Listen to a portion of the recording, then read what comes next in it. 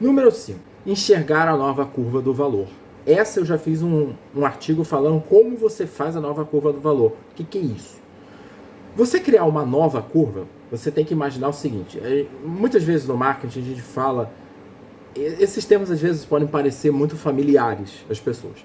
Mas quando a gente fala nova curva, em analogia seria: quanto tempo você aprende um assunto? Vamos dizer que você precisa aprender a atirar com arco e flecha. Quanto tempo você leva para aprender? Normalmente o termo que a gente utiliza basicamente é a curva de aprendizagem. Ou seja, o tempo que você vai levar para aprender é baseado na sua performance e tempo.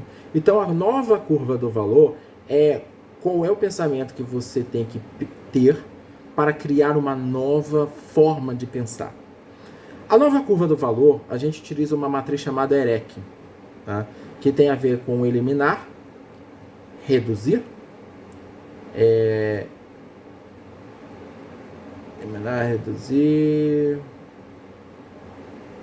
acho que enfatizar e criar.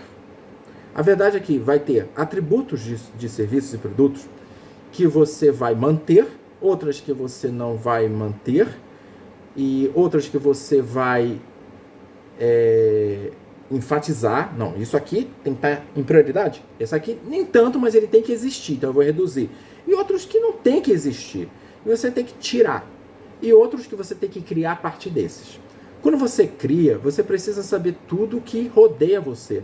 Ou seja, você precisa entender o que o seu público quer, o que o seu produto é, como ele é visto, como sua empresa está sendo posicionada, qual é a sua reputação. Não só a sua empresa, como você, como pessoa, profissional. Porque quando você é dono de uma empresa, as pessoas olham primeiro para você do que sua empresa. Sua empresa é só uma consequência. Então, o seu brand personal ou profissional. Quando você tem todos esses preenchimentos de requisitos, você começa a pensar assim: como eu consigo?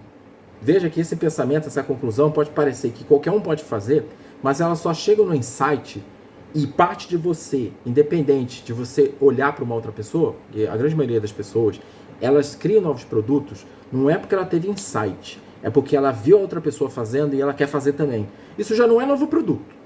E não é um produto criado de uma nova perspectiva, que é a nova curva de valor. Você está copiando ele. Você não está fazendo nada de diferente.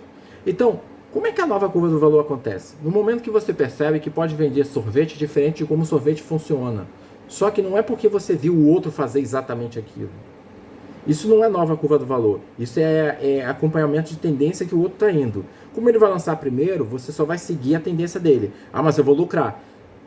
Não, na verdade você vai ficar para escanteio em breve. Esse em breve não é daqui a 2 anos, é daqui a 6 meses. Por quê? Porque é ele que tem autoridade, não você. Ele que vai ter as boas sacadas. Olha, poxa, olha, eu teria pensado nisso, mas você não pensou. Você não sabe como ele pensou. Você não sabe como ele chegou nessa conclusão.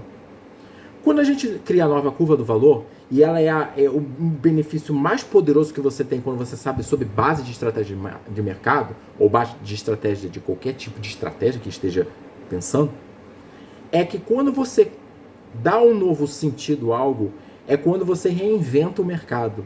É quando, por exemplo, assim, locadoras hoje em dia teriam um bom retorno. Você tem streaming, você não precisa sair de casa, você não precisa devolver a fita. Se você é muito novo, não deve saber que quando a gente alugava a fita, a gente tinha que devolver a fita no dia, presencialmente rebobinada, senão não tomava uma multa. Para quem se lembra dessa época, a gente às vezes virava, antes de entrar na loja, a gente virava assim. Não era que nem fita cassete, porque ele tinha uma trava. Mas a gente dava um jeitinho para ir. E às vezes embolava a fita e pronto, você estragou e tinha que pagar a fita. Veja que isso era todo um engodo. Imagina você devolver a fita, isso acontecia muitas vezes. Tava caindo um temporal, não importa, você tem que devolver naquela fita naquele dia, senão você tomava uma multa. Não era tão grande a multa também, mas você tomava multa. Por isso. Hoje streaming não, você não pode ver você pode ver 20 séries no Netflix, elas vão ficar na sua lista de favoritos, e você nem precisa se lembrar se estava vendo aquela série. Ah, tá lá na minha... Ah, eu tô vendo essa série, olha aí, né? No antigo não era pra você fazer isso. Ou você tinha que alugar,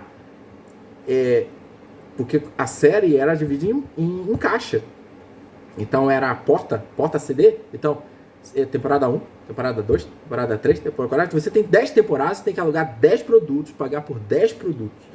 E muitas vezes, dependendo do dia da semana, você tinha que entregar no dia seguinte. Então você tinha que alugar por dia. Agora eu posso levar a primeira temporada. Agora eu posso fazer a segunda temporada.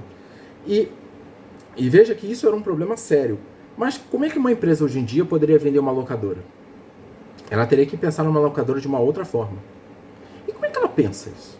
Ela pensa sabendo que a locadora está em desuso mesmo? Ou será que as pessoas que são nostálgicas da locadora gostariam? Aí ela tem que fazer uma pesquisa, um survey. Aí ela vai captar quantas pessoas de fato sustentariam o negócio dela. Será que esse número de pessoas, pagando esse ticket médio, eu conseguiria manter uma locadora? Veja que para você ter esse pensamento, não simplesmente basta você ver esse vídeo e copiar. Eu tenho que fazer um survey. Eu tenho que fazer uma análise de mercado. Não, por que você tem que fazer um survey? Aliás, por que você tem que fazer uma análise de mercado? Porque seria óbvio? Não. Mas por que você tem que exatamente fazer isso? Será que o seu vizinho não sabe? Será que ele já não te contou uma história sobre o tempo que ele gerenciava uma locadora e você não pode tirar todo o know-how dali? E como é que você sabe que o vizinho pode te ajudar? Será que ele não... Ele teve altos e baixos quando ele fez a locadora dele? E tecnicamente dizendo, se a locadora foi ultrapassada pelo streaming, será que é tão bem sucedida ter uma? E como é que você poderia vender essa locadora? Como é que você poderia atingir o público atual, que nem se interessaria por uma locadora tradicional, mas eles conseguiriam adotar ela? Como é que você chega nessa conclusão? Você tem que ter base porque você quer criar uma locadora do zero. Por isso que eu não acredito muito em vídeos ou aqueles vídeos rápidos de internet em que a pessoa fala assim, 5 dicas de como melhorar seu rendimento. Daqui a 2 meses você vai falar, agora não funciona mais para mim. Não, ele vai continuar funcionando. Mas não funciona mais para mim. Funciona se você souber como ele funciona. E a grande maioria dessas dicas, elas não têm, não é que ela não tem embasamento, elas não são ensinadas da forma que elas são.